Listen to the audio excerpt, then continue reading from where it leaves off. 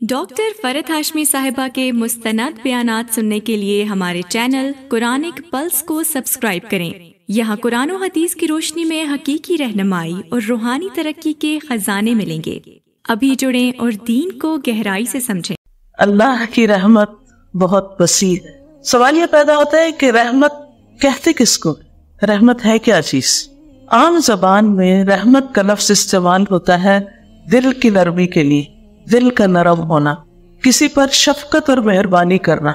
अल्लाह सुब्हानहू व तआला की रहमत की जब बात होती है तो इसका माना होता है कि अल्लाह ताला की ऐसी सिफत जो बंदों को फायदे और उनकी भलाई की चीजें पहुंचाने का तकाजा करती है, खा बंदे का दिल उसको पसंद ना भी करे और खा वो फायदे उसको फायदे नजर ना भी आए। इसको आप किस तरह समझ सकते हैं? एक माँ अपने बच्चे के लिए बड़ी मेहरबान होती, बहुत रहीम और शफीक होती। इंसानी रिश्तों में से सबसे ज्यादा मेहरबानी का, शफकत का, मोहब्बत का रिश्ता माँ का रिश्ता होता है, वालिदैन का रिश्ता होता है।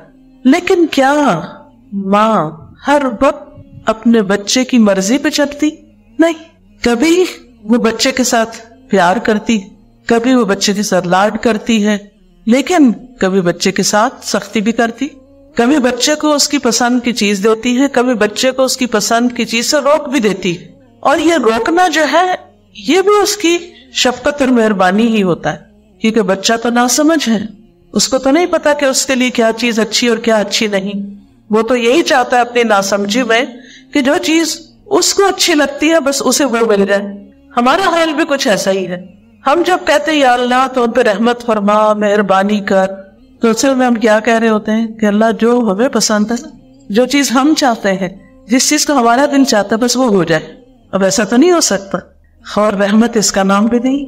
हो सकता है कि हमारे लिए उसकी शफकत और उसकी मेहरबानी हमारे नफ्स के खिलाफ जाने में हो, उससे हमारे अंदर ज्यादा मैच्योरिटी आ सकती, उससे हमारे अंदर ज्यादा खैर आ सकती, वो हमारे लिए ज्यादा अच्छी हो। कभी कभी कड़वी दवा जो है वो मीठी गोली से, बल्कि मीठी गोली से है ही अच्छी। यानी जो शिफा आपको कड़वी दवा से हासिल होती है या दवा खा के हासिल होती है, वो चॉकलेट खा के तो हासिल नहीं होती, बल्कि मीठी चीजें तो उल्टा इंसान के लिए नुकसानदेह ही होती। तो अगर इंसान की जिंदगी में हर वक्त आसानियां ही हो जाए, हर वक्त सहूलतें ही हो जाए, हर वक्त मर्जी के मुताबिक ही हर काम होता जाए, तो ये इस चीज से इंसान का नफ्स बड़ा मोटा हो जाता है। बाजुकात तो उसके अंदर सरकशी आ जाती, तकब्बुर और गुरूर आने लगता है, वो अपने आप को बड़ी चीज समझने लगता है। वो समझता है कि मैं तो बहुत अच्छा हूँ, इसीलिए मेरा सारा मामला बहुत ही अच्छा है, मेरे लिए हर चीज बहुत आसान है। तो अल्लाह सुब्हानहू व तआला जब अपने बंदों पर रहमत फरमाता है तो उसकी रहमत के मुख्तलिफ तरह के मज़ाहिर होते हैं। और वैसे भी रहमत की दो किस्में, एक आम किस्म है और एक खास किस्म है। रहमत आम जो है अल्लाह ताला की, वो मुस्लिम, काफिर, नेक, गुनाहगार, इंसान, हैवान, नबातात सबके लिए है। वो खास रहमत सब पर है, खा कोई उसका वफादार है या नहीं है, वो सबके लिए मेहरबान है। वो सबको रिस्क दे रहा है, सबको जिंदगी से लुत्फ अंदोज होने का मौका दे रहा है। अल्लाह सुब्हानहू व तआला का इरशाद है, रहमती वसिअत कुल्ल शै, मेरी रहमत हर चीज को घेरे हुए है। सूरत गाफिर आयत 7 में आता है, वसिअत कुल्ल शैइन रहमतन, तूने अपनी रहमत और इल्म से हर चीज का इहाता कर रखा है, यानी तेरी रहमत हर चीज को घेरे हुए है। दूसरी किस्म जो रहमत खास है, वो अल्लाह सुब्हानहू व तआला की रहमत उसकी खास बंदों जैसे अंबिया, रसूल, औलिया और मोमिन बंदों के साथ है, और ये खास रहमत है। कुरान मजीद सूरत अल-अहज़ाब में आता है, वकान बिल मुमिनीन रहीमा, और अल्लाह मोमिनों पर बड़ा मेहरबान है, बहुत मेहरबान है, यानी ईमान वालों पर वो हमेशा ही बड़ा मेहरबान है। एक और जगह पर आता है सूरत अत-तौबा में, इन्नहु बिहिम रऊफुर रहीम, क्योंकि अल्लाह मुसलमानों पर बड़ा मेहरबान और रहम करने वाला है।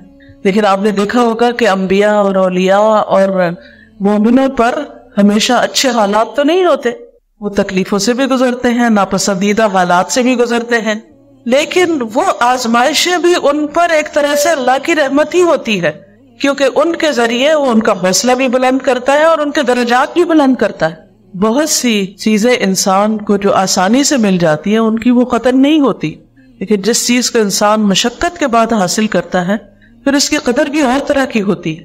بہرحال یہ یاد رہے کہ اللہ سبحانہ وتعالیٰ کی رحمت ہر چیز کو گھیرے ہوئے ہے، وَرَحْمَتِي وَسِعَتْ كُلَّ شَيْءٍ۔ اسی طرح حاملین عرش فرشتے جو ہیں، جو عرش اٹھائے ہوئے ہیں، وہ اللہ سبحانہ وتعالیٰ کی رحمت کے بارے میں کہتے ہیں الذین یحملون العرش ومن حولہ یسبحون بحمد ربہم ویؤمنون بہ ویستغفرون للذین آمنوا ربنا وسعت كل شیء رحمتا وعلما فاغفر للذین تابوا واتبعوا سبیلک وقہم عذاب الجحیم۔ جو فرشتے عرش اٹھائے ہوئے ہیں اور جو اس کے ارد گرد ہے، یعنی کچھ تو عرش اٹھائے ہوئے ہیں اور کچھ عرش کے گرد گھیرا ڈالے ہوئے ہیں، وہ سب اپنے پروردگار کی حمد کے ساتھ اس کی تسبیح کرتے ہیں اور اس پر ایمان رکھتے ہیں، اور ایمان والوں کے لیے استغفار کرتے ہیں، بخشش کی دعائیں مانگتے ہیں۔ کیا کہتے ہیں؟ اے ہمارے رب، تو نے اپنی رحمت اور علم سے ہر چیز کا احاطہ کر رکھا ہے، لہٰذا جن لوگوں نے توبہ کی ہے اور تیری راہ کی پیروی کی ہے انہیں تو بخش دے اور دوزخ کے عذاب سے بچا لے۔ تو اس سے یہ پتہ چلتا ہے کہ فرشتے اللہ کی رحمت کا وسیلہ بنا کر ایمان والوں کے لیے استغفار کی اور رحمت کی دعائیں کرتے ہیں۔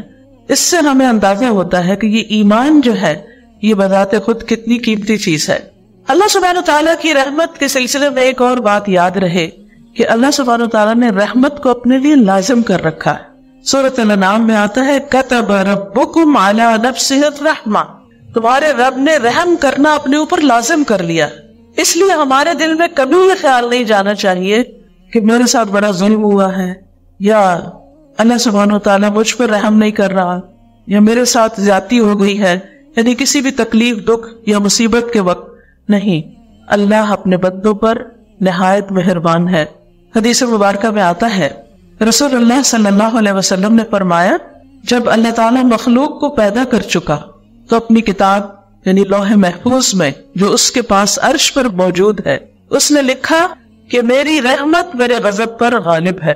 یعنی جہاں اللہ تعالیٰ مہربان ہے وہاں اللہ تعالیٰ غضبناک بھی ہوتے ہیں، غلط کام کرنے والوں سے ناراض بھی ہوتے ہیں، لیکن اس کی رحمت اس کے غضب پر بھاری ہے، اس کی رحمت اس کے غضب سے زیادہ ہے۔ ایک اور حدیث سے ہمیں پتہ چلتا ہے کہ اللہ کی رحمتیں 100 ہیں، یعنی اللہ کی رحمت 100 درجوں میں ہے۔ ان میں سے ایک جنات، انسانوں، چوپایوں، کیڑوں مکوڑوں کے لیے نازل کی ہے اس نے، جس کی وجہ سے وہ ایک دوسرے پر شفقت اور مہربانی کرتے ہیں، رحم کرتے ہیں۔ اسی وجہ سے وحشی جانور اپنے بچے پہ شفقت کرتا ہے، یعنی مثال کے طور پر شیر جو دوسرے جانوروں کا شکار کرتا ہے لیکن اپنے بچے کو نہیں کھاتا، تو یہ بھی اللہ تعالیٰ کی ڈالی ہوئی اس رحمت کا نتیجہ ہے۔ اور جو 99 حصے ہیں اس کی رحمت کے وہ اللہ سبحانہ وتعالیٰ نے قیامت کے لیے مخصوص کر رکھے ہیں، جو اپنے بندوں پر خاص رحمت کرے گا، یعنی اپنے بندوں کو رحمت سے نوازے گا۔ دنیا میں بھی انسان کو اس رحمت کی ضرورت ہے، لیکن حقیقت یہ ہے کہ قیامت کے دن ہم سب کو اس کی بہت زیادہ ضرورت ہے۔ اور یاد رکھیے کہ کوئی بھی شخص اللہ کی رحمت کے بغیر جنت میں جا ہی نہیں سکتا، کیونکہ ہم میں سے کوئی شخص عمل کے ساتھ جنت کی قیمت نہیں چکا سکتا۔ کہ اگر ہم میں سے کوئی یہ سمجھے نا کہ میں نے تو اتنے اچھے کام کر لیے کہ اب تو جنت میرا حق بن گئی یا میں اس کی حقدار ہو گئی، تو یہ غلط فہمی ہے۔ ہم میں سے کوئی بھی جنت کا حقدار نہیں ہے، یہ اللہ کی رحمت ہے کہ وہ ہمیں اپنی رحمت سے اس میں داخل کرے۔ اور جنت کا ایک نام بھی رحمت رکھا ہے اللہ نے۔ اللہ تعالیٰ فرماتے ہیں انت رحمتی، تو میری رحمت ہے، ارحم بکی من اشاء، تیرے ذریعے میں رحمت کروں گا جس پر میں چاہوں گا۔ تو اللہ تعالیٰ جس پر چاہتا ہے رحمت فرماتا ہے، لیکن یہ ہمیشہ یاد رہے کہ اللہ کی رحمت بہت وسیع ہے۔ رسول اللہ صلی اللہ علیہ وسلم نے فرمایا، یہ صحیح مسلم کی روایت ہے، اللہ نے آسمان اور زمین کی پیدائش کے دن، یعنی جس دن آسمان اور زمین بنے تھے، اس دن 100 رحمتوں کو پیدا کیا تھا۔ ہر رحمت آسمان اور زمین کے درمیانی خلا کے برابر ہے، اتنی زیادہ ہے۔ یعنی زمین سے لے کر آسمان تک یہ جو خالی جگہ آپ کو نظر آتی ہے، اس میں سے ہر رحمت، یعنی 100 جو رحمتیں ہیں ان میں سے ہر رحمت اتنی زیادہ ہے جس سے زمین سے آسمان تک کی ساری خلا بھر جائے۔ اس سے آپ اس کی رحمت کی وسعت کا اندازہ لگا سکتے ہیں. جب ہم کہتے ہیں نا رحمت اللہ واسعہ، جب آپ نے اس لیکچر کا ٹائٹل سنا ہوگا یا پڑھا ہوگا تو آپ سوچ رہے ہوگی کہ اچھا اللہ کی رحمت وسیع ہے، کتنی وسیع، تو اس کا ہم اندازہ نہیں کر سکتے. لیکن اس کی وسعت کا اندازہ ہماری عقل جو ہے وہ مادی چیزوں کو دیکھ کے بات زیادہ سمجھتی ہے، ہمیں سمجھانے کے لیے بتائے گی کہ اتنی زیادہ ہے جیسے زمین اور آسمان کے درمیان کی خلا کی جگہ ہے. اور اس میں سے ایک رحمت جو ہے 99 میں سے، جن میں سے ہر ایک اتنی دفعہ، اس کو 99 سے ملٹیپلائی مزید کر لیں، ان میں سے بس صرف ایک حصہ زمین پر اتارا گیا ہے، جس کی وجہ سے جانور، پرندے، چرندے، انسان، حیوان، یہ سارے آپس میں ایک دوسرے سے محبت کرتے ہیں. یہ جو ہمارے دلوں میں انسانوں کے ساتھ شفقت، محبت اور رحمت کے جذبات ہیں، یہ بھی دراصل ہمارے ذاتی نہیں ہے، یہ بھی اللہ کی دین ہے. اللہ دلوں میں ڈالتا ہے تو ہم دوسروں کے ساتھ شفقت کا معاملہ کرتے ہیں. ورنہ آپ دیکھیں کہ ہمارے اندر ہمارے نفس کا شر بھی ہے، شیطان کے وسوسے بھی ہیں، اور انسان چھوٹی چھوٹی باتوں پر جلد غضبناک بھی ہو جاتا ہے، ناراض بھی ہو جاتا ہے. ان وسوسوں کی وجہ سے بدگمان بھی بہت جلدی ہوتا ہے.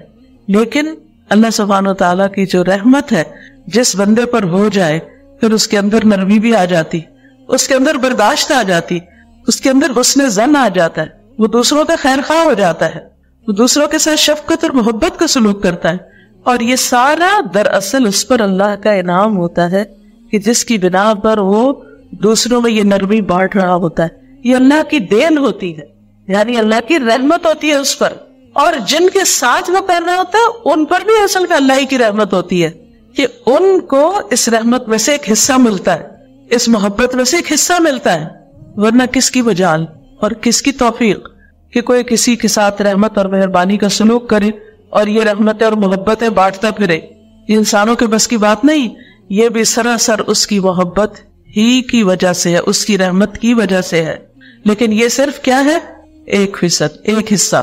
فیصد کا مطلب ہوتا ہے 1%، یعنی 100 رحمتوں میں سے 1%، جس کی وجہ سے یہ ہم سب ایک دوسرے کے ساتھ شفقت اور مہربانی کا سلوک کرتے ہیں. اور جیسے ایک اور حدیث میں آتا ہے کہ اسی سبب سے جانور اپنا کھور اپنے بچے سے اٹھا لیتا ہے، اس پر رحمت کرتے ہوئے اور اس بات سے ڈرتے ہوئے کہ اس کو کہیں کوئی نقصان نہ پہنچ جائے. تو وہ بھی دراصل اللہ سبحانہ وتعالیٰ کی ڈالی رحمت ہوتی ہے اس جانور کے دل کے اندر، جس کی وجہ سے وہ اپنے بچے کے ساتھ نرمی کا سلوک کر رہا ہوتا ہے. پھر اسی طرح ایک اور حدیث کے الفاظ میں آتا ہے یہاں تک کہ گھوڑا اپنے بچے پر پاؤں نہیں مارتا. ویسے تو کوئی اس کے قریب جائے نا، گدھا یا گھوڑے غلطی مارتا ہے تو اس کے قریب نہیں آتا، لیکن وہ اپنے بچے کو نہیں مارتا. کیوں نہیں مارتا؟ کیونکہ اللہ نے اس کے بچے کے لیے اس کے اندر ایک شفقت و رحمت رکھی ہے. یاد رکھیے کہ جو شخص اللہ کی رحمت کو جان لے اور اس کو پہچان لے، وہ کبھی بھی اللہ کی رحمت سے مایوس نہیں ہوتا، اس کے اندر پھر مایوسی نہیں آتی. ابو ہریرہ کہتے ہیں کہ رسول اللہ صلی اللہ علیہ وسلم نے فرمایا اگر مومن کو یہ علم ہو جائے کہ اللہ کے پاس سزا کیا ہے تو کوئی شخص اس کی جنت کی امید نہ رکھے، اور اگر کافر کو یہ معلوم ہو جائے کہ اللہ کے پاس رحمت کس قدر ہے تو کوئی بھی اس کی جنت سے مایوس نہ ہو. اس سے بھی اندازہ لگایا جا سکتا ہے کہ اللہ کی رحمت اگر اس کو انسان پہچان لے تو انسان کے اندر کتنی خوشی بھر جائے. پھر اسی طرح یہ ہے کہ اللہ سبحانہ وتعالیٰ کی رحمت جو ہے وہ قیامت کے دن جو ہوگی وہ اللہ کے نافرمانوں پر بھی ہوگی. اسی وجہ سے ان کی بخشش ہوگی. رحمت نہ ہو تو بخشش ہی نہیں ہو سکتی. جب ہم کہتے ہیں اللہ تو رحم کر دینا، اس کا مطلب ہے کہ ہم قابل تو نہیں بخشش کے، جنت کے، لیکن تو ہم پر رحم فرما دینا. اسی لیے جو شخص لا الہ الا اللہ کہہ دیتا ہے اور اللہ کو مان لیتا ہے، اگر اس کی ساری زندگی گناہوں میں گزرتی اور توبہ کیے بغیر مر جاتا ہے اور قیامت کے دن وہ جہنم میں چلا جاتا ہے، تو بھی جب اللہ تعالیٰ ان پر اپنی رحمت کا ارادہ کرے گا تو ان کو جہنم سے نکال لے گا اور انہیں جہنم میں بھی موت دے دے گا. پھر سفارش کرنے والے ان کی سفارش کریں گے اور وہ ہر آدمی اپنے دوستوں کو نکال کے لے جائے گا. یعنی جو نیک دوست جنت میں پہنچے ہوں گے وہ جہنم میں جانے والے اپنے دوستوں کو نکال لیں گے کہ جو جہنم کی تکلیف سے ایک طرح سے مر چکے ہوں گے. پھر اللہ سبحانہ وتعالیٰ ان لوگوں کو ایک خصوصی نہر میں، جس کا نام نہر حیا یا حیوان یا حیات یا نہر جنت ہوگا، یہ مختلف نام آتے ہیں اس نہر کی مختلف جگہوں پر، تو اس نہر میں وہ غسل کریں گے، اللہ ان کو اس میں ڈالے گا اور ایسے اگ آئیں گے جیسے سیلاب کے بہاؤ میں دانا اگاتا ہے، یعنی دوبارہ سے ان کے جسم ایک طرح سے پیدا ہوں گے۔ ایک اور حدیث سے پتہ چلتا ہے کہ ان کے جسموں پر جلنے کے نشان پھر بھی ہوں گے۔ جو جنت میں جائیں گے تو لوگ پہچان جائیں گے اور ان کو جہنمیون کے نام سے پہچانے گے کہ یہ وہ لوگ ہیں جو جہنم میں جانے کے بعد جنت میں پہنچے، لیکن اتنے گناہ کر کے سزا بھگت کے پھر بھی جو جنت میں جائیں گے تو اللہ کی رحمت سے ہی جائیں گے، ورنہ اگر اللہ تعالیٰ رحمت نہ کرے تو وہیں پر ہی پڑے رہیں۔ تو ہم سب کو یہ بات یاد رکھنی چاہیے کہ اللہ سبحانہ وتعالیٰ کی رحمت تو بہت وسیع ہے، لیکن ہم اس کے لیے کیا کر رہے ہیں، ہم اس کی رحمت کو کتنا پکارتے ہیں۔ پھر اسی طرح آپ دیکھیں ایک حدیث میں آتا ہے کہ اللہ سبحانہ وتعالیٰ جب یعنی جنت والوں کو جنت میں بھیج دیں گے تو جہنم والے جہنم میں چلے جائیں گے، پھر اسی طرح انبیاء علیہ السلام شفاعت کریں گے، محمد صلی اللہ علیہ وسلم شفاعت کریں گے اور کچھ لوگوں کو جہنم سے نکال لیا جائے گا، پھر مومنوں کی شفاعت ہوگی۔ جب سارے شفاعت کر چکیں گے تو اس کے بعد ارحم الراحمین کے علاوہ کوئی اور نہ بچے گا۔ فرشتے بھی شفاعت کر گئے، انبیاء نے بھی کر دی اور مومنوں نے بھی کر دی، سب نے اپنے اپنی شفاعت کے ذریعے لوگوں کو جہنم سے نکلوا لیا۔ اب صرف ارحم الراحمین باقی رہیں۔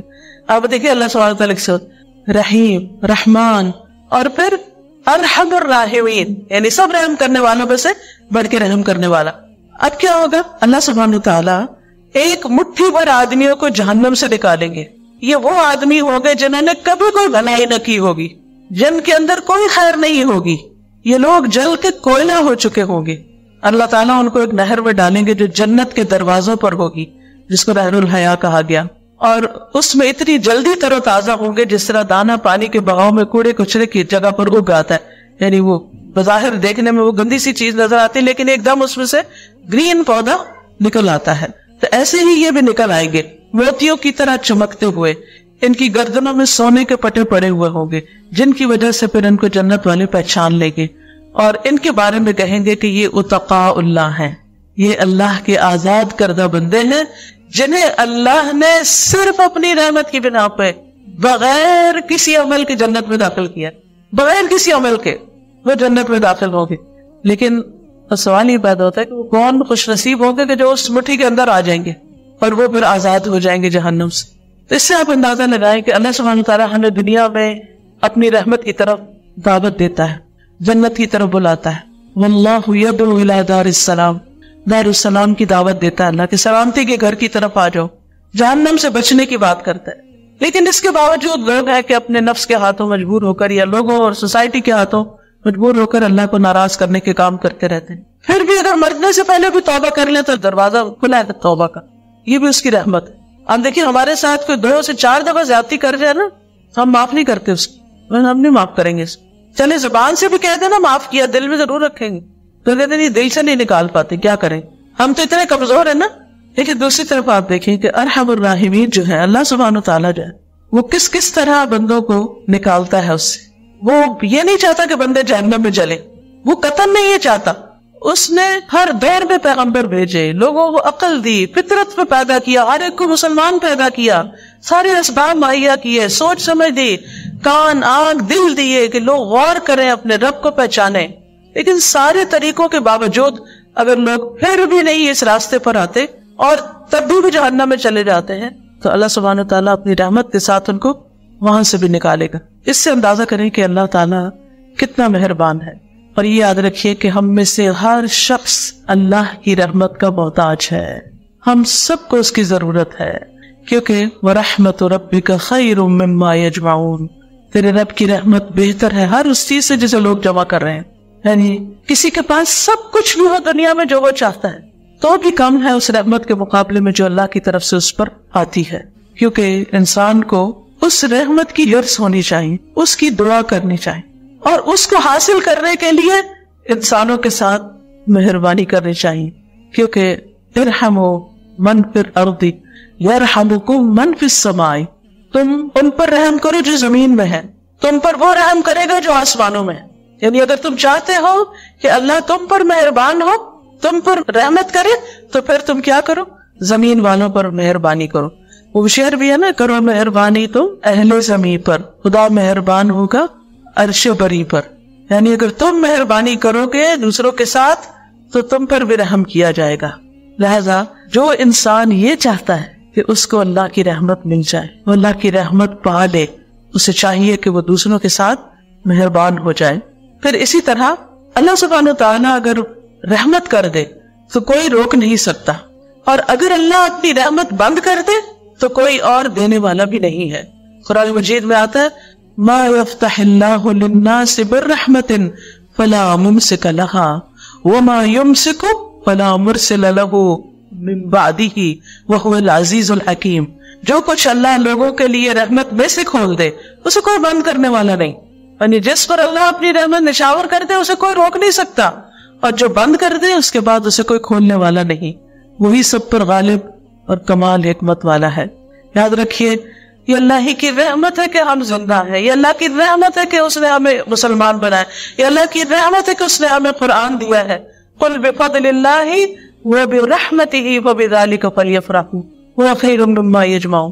قرآن کا ملنا، قرآن کا سمجھنا، قرآن سے محبت کا ہونا، یہ سب بھی دراصل اللہ کی رحمت ہوئی ہے ہم پر کہ اس نے ہمیں اس راستے پر لگا دیا، کہ ہمیں اس کا شوق دے دیا کہ ہم اس کی کتاب کو پڑھیں۔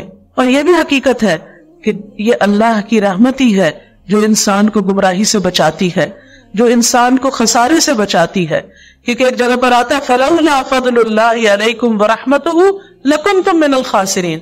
اگر اللہ کا فضل اور اس کی رحمت نہ ہوتی تو تم خسارے پانے والوں میں شامل ہو جاتے، یہ تم نقصان سے بچ نہیں سکتے تھے۔ اسی طرح اللہ سبحانہ وتعالیٰ کی رحمت ہی ہے جو انسان کو اس کے اپنے نفس کے شر سے بچاتی، یعنی ہم میں سے ہر انسان کے اندر نفس ہے اور نفس کا ایک شر بھی ہے۔ قرآن مجید میں آتا ہے وَمَا يُبَرِّئُ نَفْسِي إِنَّ النَّفْسَ لَأَمَّارَةٌ بِالسُّوءِ إِلَّا مَا رَحِمَ رَبِّي۔ یعنی انسان اپنے نفس کے شر سے بھی کب بچ سکتا ہے؟ جب اللہ کی رحمت ہوتی۔ اسی لیے فَلَا تُزَكُّوا أَنفُسَكُمْ، اپنے آپ کو پاکیزہ مت کہو۔ ہم یہ نہیں کہہ سکتے کہ ہمارے اندر بڑی خیر خوبی ہے، ہم بڑے نیک پاک ہیں یا ہمارا تزکیہ ہو چکا ہے۔ نہیں، یہ اللہ ہی کی رحمت ہوتی ہے کہ انسان صحیح راستے پہ چلتا ہے اور نفس کی شرارتوں سے بچ جاتا ہے۔ اللہ کی رحمت ہی انسان کو شیطان کی پیروی سے بچاتی، شیطان کے اتباع سے بچاتی۔ وَلَوْلَا فَضْلُ اللَّهِ عَلَيْكُمْ وَرَحْمَتُهُ لَاتَّبَعْتُمُ الشَّيْطَانَ إِلَّا قَلِيلًا۔ اگر اللہ کا فضل اور رحمت نہ ہوتی تو تم شیطان کی پیروی کرنے لگتے سوائے چاند دیکھ کے۔ تو دنیا آخرت کے نقصان سے بھی اللہ کی رحمت بچاتی ہے، شیطان سے بھی، نفس کے شر سے بھی، پھر اسی طرح گناہوں سے بھی انسان اللہ کی رحمت سے ہی بچتا ہے۔ ہمارے اندر کوئی کمال نہیں، کوئی طاقت نہیں، یعنی کبھی کوئی تعریف بھی کرے نا کہ آپ تو بڑے نیک ہیں اور آپ نے تو سارے غلط کام چھوڑ دیے، تو آپ سوچے کریں تو اللہ کی رحمت ہوئی۔ اگر میں کچھ واقعی کر رہی تو ہم سمجھتے کہ کچھ ہو رہا ہے تو صرف اس کی رحمت سے ہی ہو رہا ہے، میرے اندر کوئی کمال نہیں ہے، اس میں میرا کچھ نہیں ہے، یہ اس نے مہربانی کی ہے مجھ پر۔ پھر اسی طرح گھروں کے اندر آپس میں محبت، اتفاق، سلوک اور آپس میں لوگوں کا ایک دوسرے کے ساتھ اچھا سلوک کرنا، یہ بھی دراصل اللہ کی رحمت ہی ہوتی ہے، کیونکہ انسانوں کے اندر اختلاف تو ہوتا ہی ہے۔ وَلَا يَزَالُونَ مُخْتَلِفِينَ إِلَّا مَنْ رَحِمَ رَبُّكَ۔ لوگ ہمیشہ آپس میں اختلاف کرتے رہیں گے مگر جس پر تیرے رب کی رحمت ہو جائے، جس پر رب کی رحمت ہو جائے ان لوگوں کے اندر موافقت ہو جاتی ہے، آپس میں محبتیں ہو جاتی ہیں، آپس میں ایک دوسرے کی کیئر اور ایک دوسرے کے بارے میں کنسرن ہوتا ہے انسان کے اندر پھر، اور یہ بھی اللہ کی رحمت ہوتی ہے۔ یاد رکھیے اللہ کی رحمت ہی کی وجہ سے اخلاق بھی اچھے ہوتے ہیں۔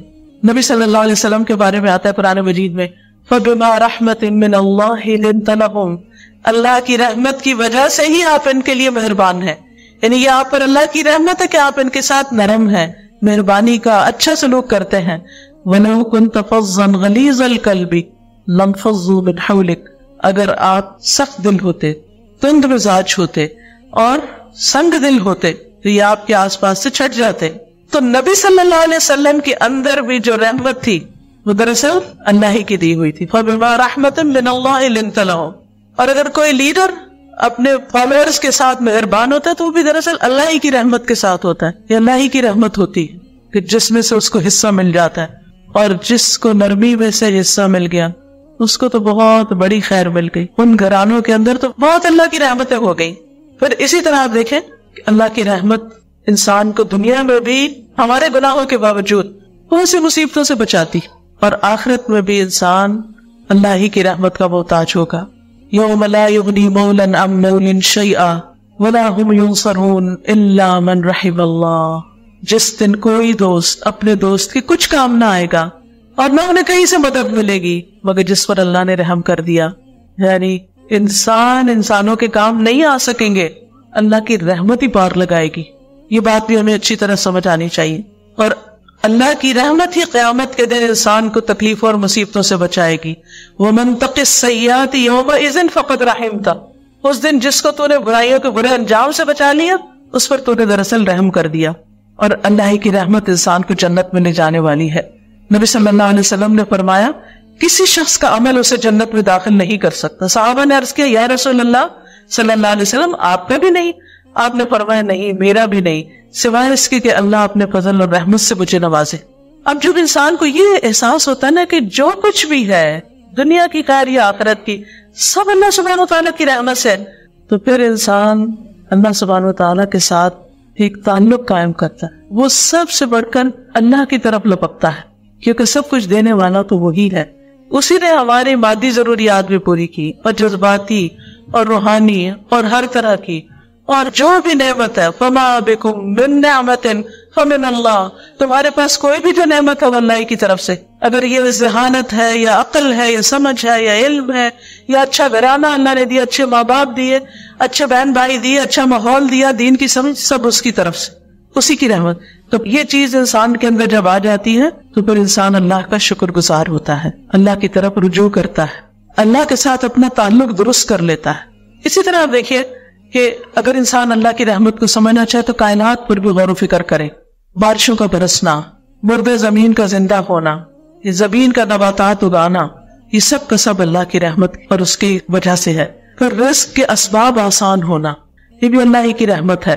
پھر اسی طرح نعمتوں کی کثرت، یہ سب بھی اللہ کی رحمت ہے.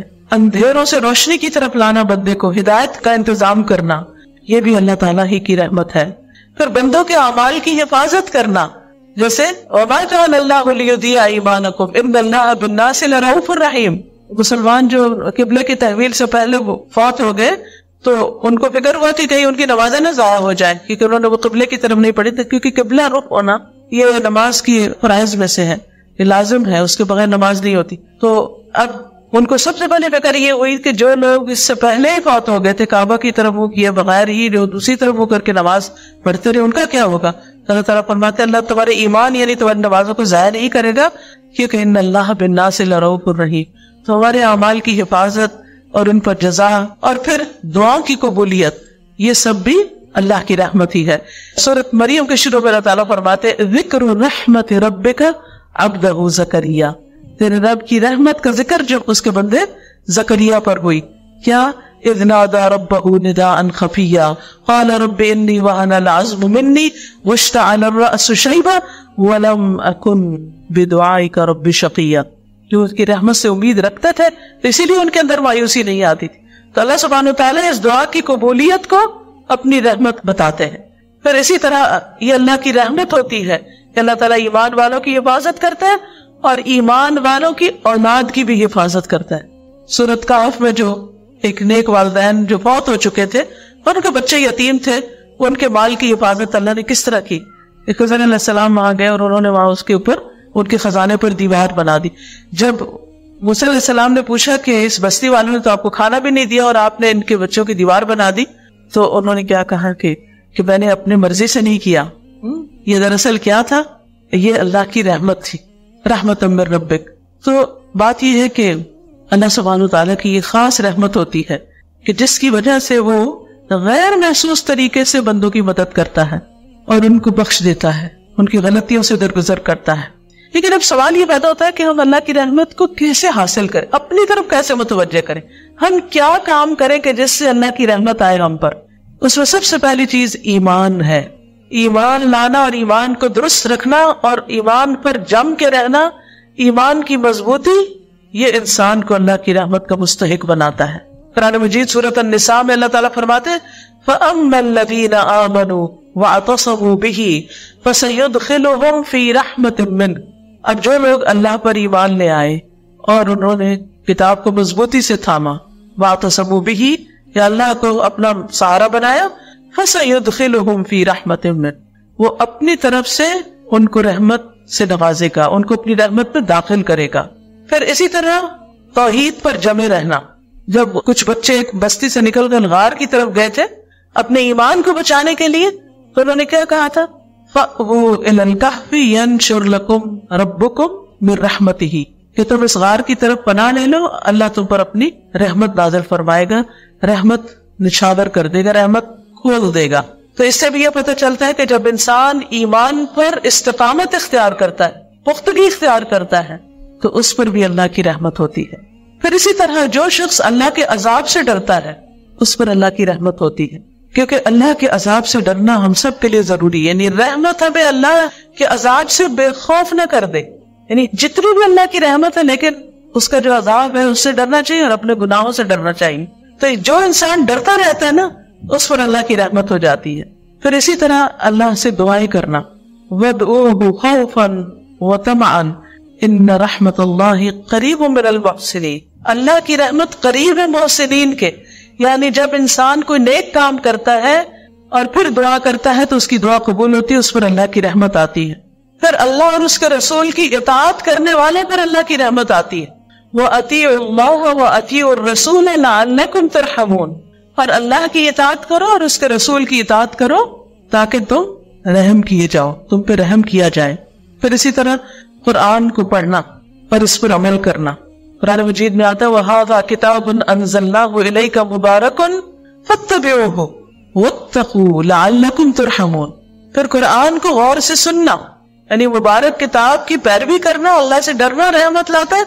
پھر جو شخص فَإِذَا قُرِئَ الْقُرْآنُ فَاسْتَمِعُوا لَهُ وَأَنصِتُوا لَعَلَّكُمْ تُرْحَمُونَ. جب قرآن پڑھا جا رہا ہو تو چپ ہو جاؤ، غور سے سنو تاکہ تم پہ رحم کیا جائے. یعنی یہ چیز بھی اللہ کی رحمت کو لاتی. یعنی جب ایک بندہ اللہ کے کلام کی طرف متوجہ ہوتا ہے، لیکن کتنی دفعہ ایسا ہوتا ہے تلاوت لگی ہوتی ہے اور ہماری باتیں نہیں ختم ہوتی. پھر اسی طرح یہ ہے کہ اپنے فرائض ادا کرنا. فرائض کی ادائیگی رحمت کا سبب بنتی ہے. نیک عمل فَأَمَّا الَّذِينَ آمَنُوا وَعَمِلُوا الصَّالِحَاتِ فَيُدْخِلُهُمْ رَبُّهُمْ فِي رَحْمَتِهِ ذَلِكَ هُوَ الْفَوْزُ الْمُبِينُ. رہے وہ لوگ جو ایمان لائے اور انہوں نے نیک عمل کیے، اللہ انہیں اپنی رحمت میں داخل کرے گا. یہی کھلی کامیابی ہے. تو نیک اعمال جو ہے وہ اللہ کی رحمت کا ذریعہ بنتے ہیں. اور نیک اعمال میں سب سے پہلے نماز آتی ہے. حدیث میں آتا ہے کہ جب تم میں سے کوئی شخص نماز کے لیے کھڑا ہوتا ہے تو اللہ کی رحمت اس کی طرف متوجہ ہو جاتی ہے. سبحان اللہ. یعنی نماز سب سے بہترین ذریعہ ہے اللہ کی رحمت کو اپنی طرف متوجہ کرنے کا. اسی وجہ سے ہم دیکھتے ہیں کہ نبی صلی اللہ علیہ وسلم جب ان پر کوئی تکلیف آتی تو وہ کیا کرتے تھے، کوئی پریشانی آتی تھی تو کیا کرتے تھے، فوراً نماز کی طرف دوڑتے تھے، فزع الی الصلاۃ، تاکہ اللہ کی رحمت کو متوجہ کر سکے. پھر اسی طرح نوافل پڑھنا، خصوصاً عصر سے پہلے کی 4 رکعتیں. ان کے بارے میں حدیث میں آتا ہے رحم اللہ امرأ صلی قبل العصر 4. اللہ اس شخص پر رحمت فرمائے جو عصر سے پہلے 4 رکعتیں پڑھے. اب یہ نہ تو فرض ہے نہ ہی سنت مؤکدہ ہے، لیکن اگر کوئی شخص پڑھتا ہے تو اللہ کی رحمت کو اپنی طرف متوجہ کرتا ہے. اسی طرح رات کا قیام اور گھر والوں کو نماز کے لیے جگانا، تو جگانے والے شوہر ہو یا بیوی ہو، اس کے بارے میں حدیث میں آتا ہے اللہ اس شخص پہ رحم کرے جو رات کو اٹھے اور نماز پڑھے اور اپنی بیوی کو جگائے، اور اللہ اس عورت پر رحم کرے جو اٹھے اور نماز پڑھے اور پھر شوہر کو بھی جگائے. اس سے یہ پتہ چلتا ہے کہ اپنے گھر والوں کو نیکی کا حکم دینا، ان کو نیکی میں تعاون دینا اور ان کو نیکی کے راستے پر لگانا، یہ بھی رحمتیں لاتا ہے. پھر نماز کے بعد مصلی میں بیٹھے رہنا، ذکر اذکار کرنا، دعا کرنا، یہ بھی اللہ کی رحمت کا سبب بنتا ہے. اور ایسے شخص کے لیے جب تک اس کا وضو نہ ٹوٹے اور وہ ذکر کرتا رہے، فرشتے دعا کرتے ہیں، کہتے ہیں اللہم اغفر لہ وارحمہ، اللہ اس کی بخشش فرما، اللہم ارحمہ، اللہ اس پر رحم فرما. یعنی فرشتے اس کے لیے رحمت کی دعائیں کرتے ہیں. پھر اسی طرح اللہ کے راستے میں نکلنا، اللہ کے راستے میں ہجرت کرنا، دین کے کام کے لیے نکلنا، وہ لوگ بھی اللہ کی رحمت کے امیدوار ہیں. پھر اسی طرح جان و مال سے اللہ کے راستے میں جہاد کرنا، اللہ کا قرب پانے کے لیے صدقہ کرنا. یہ جو صدقہ ہے یہ بھی اللہ کی رحمت کو متوجہ کرتا ہے، قرب الہی کا ذریعہ ہوتا ہے. پھر اسی طرح اللہ کا ذکر، کیونکہ نبی صلی اللہ علیہ وسلم نے مسلمان خواتین کو اپنے دور کی فرمایا اپنے اوپر لا الہ الا اللہ تسبیح اور تقدیس لازم کر لو، غافل نہ رہا کرو کہ رحمت الہی کو فراموش کر دو. یعنی تمہارا ذکر کرنا ایک طرح سے رحمت لاتا ہے، تو اگر تم نے اس کو چھوڑ دیا تو رحمت کو بھول جاؤ گی. اکٹھے ہو کر مل بیٹھ کر قرآن کا پڑھنا پڑھانا، ذکر کا کرنا، یہ بھی اللہ کی رحمت لاتا ہے. لا يقعد قوم يذكرون الله عز وجل الا حفتهم الملائکہ وغشیتهم الرحمہ. جو لوگ اللہ کے ذکر کے لیے بیٹھے ہوتے ہیں فرشتے انہیں گھیر لیتے ہیں، رحمت انہیں ڈھانپ لیتی ہے. پھر اسی طرح استغفار کرنا، لولا تستغفرون اللہ لعلکم ترحمون. پھر توبہ اور اصلاح کرنا، مصیبتوں پر صبر کرنا، انا للہ و انا الیہ راجعون پڑھنا. اولئک علیہم صلوات من ربہم ورحمہ. جو انا للہ پڑھتا ہے اور تکلیف کے وقت صبر کرتا ہے اس پر رب کی نوازشیں ہوتی ہے، رب کی رحمت آتی ہے اور رب اس کو تھام لیتا ہے. اس لیے کسی کی بھی قریبی عزیز پیارے کی وفات پر صبر جو ہے یہ اللہ کی رحمت کا سبب بنتا ہے، خصوصاً بچے کی وفات پر. کیونکہ ماں کا دل ہوتا ہے نا اس بچے کے اندر، جب بچہ فوت ہوتا ہے اور ماں صبر کرتی ہے اور الحمدللہ کہتی ہے تو اللہ تعالیٰ فرشتوں کو حکم دیتا ہے کہ اس کے لیے ایک گھر بناؤ جس کا نام کیا رکھو؟ بیت الحمد. اسی طرح دوسروں کو معاف کرنا، دوسروں کو معاف کرنے والوں پر بھی اللہ کی رحمت آتی ہے. پھر اسی طرح دوسروں پر رحم کرنا. حدیث میں آتا ہے انما یرحم اللہ من عبادہ الرحماء. اللہ تعالیٰ اپنے بندوں میں سے ان بندوں پہ رحم کرتے ہیں جو دوسرے بندوں کے ساتھ رحم کرتے ہیں. یعنی اگر ہم بندوں کے ساتھ مہربانی کریں گے اللہ تعالیٰ ہم پر مہربانی کرے گا.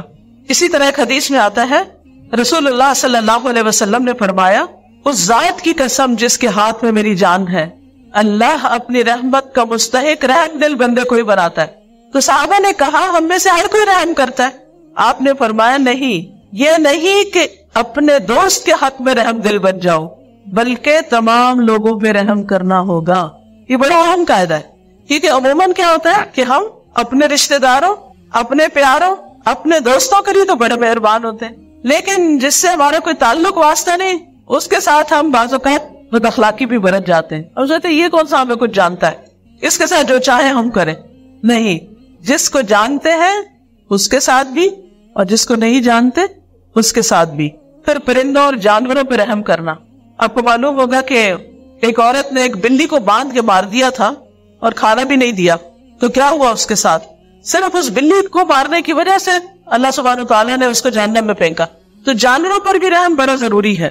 نبی صلی اللہ علیہ وسلم نے فرمایا جس نے رحم کیا اگرچہ چڑیا کو ذبح کرنے کا معاملہ ہو، چڑیا کیا کر سکتے ہو، تمہارے ہاتھوں میں پکڑی ہوئی ہے، جس نے رحم کیا اگرچہ چڑیا کو ذبح کرنے کا معاملہ ہو اللہ قیامت کے دن اس پہ رحم فرمائے گا. پھر اسی طرح ایک شخص نے کہا اللہ کے رسول میں بکری ذبح کرتا ہوں اور اس کے ساتھ شفقت کرتا ہوں، یعنی اس کو پانی پلا کے، اس پہ ہاتھ پھیر کے، اس کو اچھی طرح لٹا کے، کیونکہ بعض ہوتے ہیں نا ڈانٹ ڈپٹ گالیاں دیتے دیتے وہ ذبح کر دیتے ہیں، جانوروں کے ساتھ سختی کرتے ہیں. نہیں، اس نے کہا کہ میں بکری ذبح کرتا ہوں اور اس کے ساتھ شفقت کرتا ہوں. آپ نے فرمایا اگر تو نے بکری کے ساتھ شفقت کی تو اللہ تعالیٰ تجھ پہ رحم فرمائے گا. کوئی نہیں ہمیں دیکھ رہا ہوتا، اللہ تو دیکھ رہا ہوتا ہے نا کہ ہم کس کے ساتھ کیا معاملہ کرتے. اسی طرح خرید و فروخت کے وقت، رکشے ٹیکسی والے کے ساتھ معاملہ کرتے وقت، قرض کے لین دین کے وقت، قرض کا تقاضا کرتے وقت، نبی صلی اللہ علیہ وسلم نے فرمایا اللہ ایسے شخص پر رحم کرے جو بیچتے وقت، خریدتے وقت اور تقاضا کرتے وقت نرمی سے کام لیتا ہے. پھر مسلمانوں کے درمیان صلح کرا دینا، آپس میں لوگوں کو جوڑنا، یہ بھی رحمت کا باعث بنتا ہے. امر بالمعروف اور نہی عن المنکر کرنا، اس سے بھی رحمت آتی ہے. قرآن مجید میں آتا ہے المؤمنون والمؤمنات بعضهم اولیاء بعض یأمرون بالمعروف وینہون عن المنکر ویقیمون الصلاة ویؤتون الزکاة ویطیعون اللہ ورسولہ اولئک سیرحمهم اللہ ان اللہ عزیز حکیم. مومن مرد اور مومن عورتیں ایک دوسرے کے مددگار ہیں جو بھلے کام کا حکم دیتے اور برے کام سے روکتے. وہ نماز قائم کرتے اور زکوٰۃ ادا کرتے اور اللہ اور اس کے رسول کا حکم مانتے ہیں. یہی لوگ ہیں جن پہ اللہ رحم فرمائے گا. یعنی ان کاموں سے بھی اللہ کی رحمت آتی. پھر اسی طرح جماعت سے جڑ کے رہنا، لوگوں کے ساتھ مل کے رہنا. حدیث میں آتا ہے والجماعت رحمت والفرقۃ عذاب. جماعت رحمت، یعنی آپس میں مل جل کے رہنا، مل کے کام کرنا، ٹیم ورک کا ہونا رحمت ہے، اور افتراق عذاب ہے. پھر عیادت کرنا کسی بیمار کی، جب تک انسان مریض کے پاس بیٹھتا ہے اسے اللہ کی رحمت ڈھانپ لیتی ہے. اسی طرح رمضان کا مہینہ رحمتوں کا مہینہ ہے. رمضان میں کیا ہوتا ہے فتحت ابواب الرحمہ، رحمت کے دروازے کھول دیے جاتے ہیں. جہنم کے دروازے بند کر دیے جاتے ہیں۔ پھر نبی صلی اللہ علیہ وسلم کی احادیث کو لوگوں تک پہنچانا یہ رحمت کا باعث بنتا ہے۔ نبی صلی اللہ علیہ وسلم نے دعا کی، رحم اللہ امرأ سمع مقالتی، اللہ اس شخص پہ رحم فرما دے جس نے میری بات سنی۔ ایک اور جگہ آتا ہے سمع منی حدیثا، جس نے مجھ سے حدیث سنی، فبلغہ کما سمع، تو جیسی سنی ویسے پہنچا دی۔ فرب مبلغ او اعلم من سامع، کیونکہ کچھ ایسے جن کو پہنچائی جاتی ہے وہ سننے والوں سے زیادہ سمجھدار ہوتے ہیں۔ یعنی کچھ لوگ تو وہ تھے جنہوں نے نبی صلی اللہ علیہ وسلم سے ڈائریکٹ سنی، لیکن انہوں نے سن کے آگے جن کو سنائی انہوں نے اس میں سے کئی فقہی مسائل نکال لیے، بہت اور طرح سمجھا، اس کو بہت غور و فکر کیا، اس میں اس کی حفاظت کی، ان حدیثوں کو یاد کیا، ان پہ محنت کی۔ تو اس علم کو آگے سے آگے نسلوں تک پہنچانا جو ہے یہ بھی اللہ کی رحمت کو دعوت دیتا ہے۔ لیکن کچھ کام ایسے ہیں جو اللہ کی رحمت سے محروم بھی کرتے ہیں انسان کو، ان سے بچنے کی ضرورت۔ سب سے پہلے تو اللہ کا انکار، یہ کفر، پھر دوسروں پہ رحم نہ کرنا۔ حدیث میں آتا ہے من لا يرحم الناس لا يرحمه اللہ عز وجل، جو لوگوں کے ساتھ رحم نہیں کرتا اللہ بھی اس کے ساتھ رحم نہیں کرے گا۔ پھر اسی طرح آپ نے فرمایا رحمت سوائے بدبخت کے کسی سے نہیں چھینی جاتی، صرف بدبخت ہوتا ہے جو دوسروں پہ ظلم کرتا ہے۔ پھر اسی طرح بچوں کو پیار نہ کرنا، چھوٹوں سے شفقت نہ کرنا۔ پھر اسی طرح گھروں میں تصویریں اور کتے رکھنا، اس سے بھی رحمت نہیں آتی، رحمت کے فرشتے نہیں آتے اس میں۔ اور پھر آخر میں یہ کہ رحمت کے حصول کے لیے دعائیں بھی کرنی چاہیے۔ قرآن و سنت میں ہمیں کئی دعائیں ملتی ہیں جس سے ہم اللہ کی رحمت کو پکار سکتے ہیں۔ اور پھر رحمت کی دعا کرنے کے خاص مواقع بھی ہیں، جیسے نماز میں اس میں آتا ہے اللہم اغفر لی وارحمنی، جیسے دو سجدوں کے بیچ میں۔ اسی طرح صبح و شام کے اذکار میں بستر پر لیٹتے ہوئے ان امسکت نفسی فرحمہا، پھر مجلس میں بیٹھ کے مشکل حالات میں نبی صلی اللہ علیہ وسلم یہ کثرت سے پڑھتے تھے یا حی یا قیوم برحمتک استغیث۔ پھر پریشانی کے وقت اللہم رحمتک ارجو فلا تکلنی الی نفسی طرفۃ عین واصلح لی شأنی کلہ لا الہ الا انت۔ پھر اسی طرح قرض کی ادائیگی کے لیے دعا، اس میں بھی رحمت کہ اللہ مجھ پہ رحم فرما۔ بارش کی دعا، پھر اسی طرح جب لوگوں کو دیکھیں کہ وہ سونا چاندی اکٹھا کر رہے ہیں تو اس وقت آپ اپنے لیے کیا دعا کریں کہ اللہ تو میرے لیے اپنی رحمت کو واجب کر دے۔ پھر اسی طرح دوسروں کو رحمت کی دعا دینی چاہیے کہ اللہ ان پہ رحمت کرے۔ سب سے پہلے کس کے لیے؟ والدین کے لیے، رب ارحمہما کما ربیانی صغیرا۔ اسی طرح جب سلام کریں تو السلام علیکم ورحمت اللہ کہیں، یعنی دوسروں کو رحمت کی دعا دیں۔ پھر چیخ مارنے پر کوئی چیخ مار کے الحمدللہ کہے تو اس کو جواب دے یرحمک اللہ، اللہ تجھ پہ رحم فرمائے۔ پھر اسی طرح اگر کسی کے یہاں کھانا کھائیں تو میزبان کے لیے دعا کریں کہ اللہم اغفر لہم وارحمہم وبارک لہم فیما رزقتہم، کہ اللہ ان کو بخش دے، ان پر رحم فرما، اور جو رزق تو نے انہیں دیا ہے اس میں ان کے لیے برکت پیدا کر دے۔ اسی طرح کسی سے کوئی فائدہ ہمیں پہنچے اس کو بھی دعا دیں کہ اللہ سبحانہ تعالیٰ فلاں پہ رحم کرے، اس نے میرے ساتھ یہ بھلائی کی۔ کسی کو یاد کرتے ہوئے نبی صلی اللہ علیہ وسلم ام اسماعیل کا ذکر کرتے ہوئے فرماتے ہیں یرحم اللہ ام اسماعیل، اللہ ام اسماعیل پر رحم فرمائے۔ کسی کو نیک کام کرتے ہوئے دیکھیں تو اس کو رحمت کی دعا دیں۔ پھر اسی طرح کسی کی بات صحیح کرنی ہو، کسی کی غلطی ٹھیک کرنی ہو تو اس وقت بھی آپ یا اللہ تم پہ رحم کرے یا اللہ فلاں پہ رحم کرے، اور پھر اس کے بعد اس کا ذکر کریں۔ اسی طرح کبھی آپ کسی کا تعارف لینا چاہیں تو اس وقت بھی آپ یہ دعا کر سکتے ہیں کہ اللہ تعالیٰ آپ پہ رحمت فرمائے، آپ کا کیا نام ہے، یا جو بھی اس کا تعارف یا چیز معلوم کرنی ہے آپ نے۔ قبرستان کی زیارت کرتے وقت، میت کے لیے دعا کرتے وقت، یہ تمام مواقع ایسے ہیں جس میں انسان دوسروں کو رحمت کی دعا دیتا ہے، لیکن اپنے لیے جو دعائیں ہیں اب ہم سب اپنے لیے مانگتے ہیں۔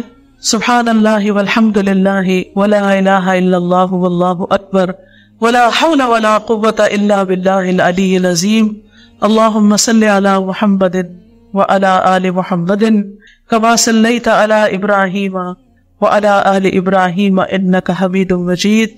اللہم بارک علی محمد وعلی آل محمد کما بارکت علی ابراہیم وعلی آل ابراہیم انک حمید مجید۔ رب اغفر وارحم وانت خیر الراحمین۔ اے میرے رب تو مجھے بخش دے اور مجھ پہ رحم فرما، اور تو ہی سب رحم کرنے والوں سے اچھا رحم کرنے والا ہے۔ ربنا آمنا اغفر لنا وارحمنا وانت خیر الراحمین، انی مسنی الضر وانت ارحم الراحمین۔ أنت ولينا فاغفر لنا وارحمنا وأنت خير الغافرين. ربنا وظلمنا أنفسنا وإن لم تغفر لنا وترحمنا لنكونن من الخاسرين واعف عنا واغفر لنا وارحمنا وارحمنا أنت مولانا فانصرنا على القوم الكافرين. ربنا لا تزغ قلوبنا بعد إذ هديتنا وهب لنا من لدنك رحمة إنك أنت الوهاب. على الله توكلنا ربنا لا تجعلنا فتنة للقوم الظالمين ونجنا برحمتك من القوم الكافرين. رب اوزعني أن أشكر نعمتك التي أنعمت علي وعلى والدي وأن أعمل صالحا ترضاه وأدخلني برحمتك في عبادك الصالحين وأدخلنا برحمتك في عبادك الصالحين. اللهم إنا نسألك من فضلك ورحمتك فإنه لا يملكها إلا أنت. رب ارحمهما كما ربياني صغيرا. یا حی یا قیوم برحمتک نستغیث. اللہ ہمارے سارے بیماروں کو صحت عطا فرما. اللہ ہمارے والدین کی بخشش فرما. اللہ ہم سب پر رحمت نازل فرما. ہم سب کی مشکلات آسان فرما. دنیا اور آخرت کی مشکلات اللہ تو اپنی رحمت سے ہمیں جنت الفردوس میں جگہ عطا فرما. یا اللہ ہمارے گھرانوں میں آپس میں اتحاد اتفاق اور محبتیں پیدا کر دے اور ایک دوسرے پر مہربانیاں کرنے کی توفیق عطا فرما. اللہ ہمارے دلوں کو نرم کر دے اور ہمیں دوسروں کا خیر خواہ بنا دے. اللہ ہماری رزق روزی میں حلال روزی میں برکت عطا فرما اور ہم سب کو حرام سے بچا. یا رب العالمین ہمارے بچوں پہ رحم فرما. یا اللہ انہیں ہدایت عطا فرما, انہیں نیک رستے پر چلا. یا اللہ جتنے بھی لوگ یہاں آئے ہیں اللہ ان سب پر رحمت فرما. اللہ جنہوں نے اس مجلس کا اہتمام کیا ہے ان پر اپنی رحمت نازل فرما.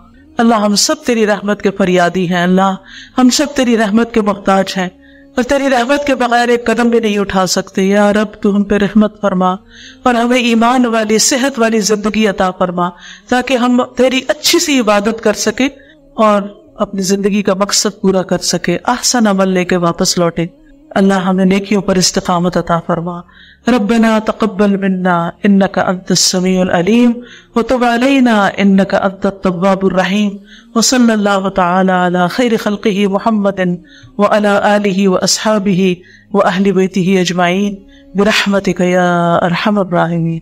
الہی سبحانك اللهم وبحمدك اشهد ان لا اله الا انت استغفرك واتوب الیک. ڈاکٹر فرحت ہاشمی صاحبہ کے مستند بیانات سننے کے لیے ہمارے چینل قرآنک پلس کو سبسکرائب کریں. یہاں قرآن و حدیث کی روشنی میں حقیقی رہنمائی اور روحانی ترقی کے خزانے ملیں گے. ابھی جڑیں اور دین کو گہرائی سے سمجھیں.